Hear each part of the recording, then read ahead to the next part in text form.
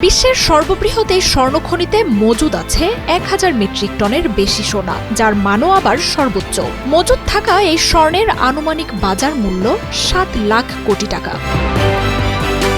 মাটির ২ কিলোমিটার গভীরে ৪০টি শাখায় জমা রয়েছে ৩০০ মেট্রিক টন সোনা। অত্যাধুনিক 3D প্রযুক্তি ব্যবহার করে দেখা গেছে বাকি স্বর্ণের অস্তিত্ব মাটির আরও গভীরে। চীনের এই খনি আবিষ্কার হওয়ার আগে দক্ষিণ আফ্রিকা ছিল স্বর্ণের সবচেয়ে বড় খনির মালিক।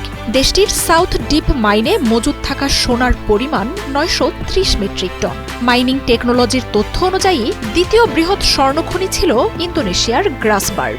স্বর্ণের বড় বাজার হলেও শীর্ষ ১০টি স্বর্ণখনির একটিও নেই ভারতে। ২০২৩ সাল পর্যন্ত বিশ্বের মোট উৎপাদিত স্বর্ণের ১০ ভাগের যোগান দিত চীন। বিশ্বের অন্যান্য মূল্যবান খনিজ উৎপাদনেও চীন অন্যতম অবস্থানে রয়েছে।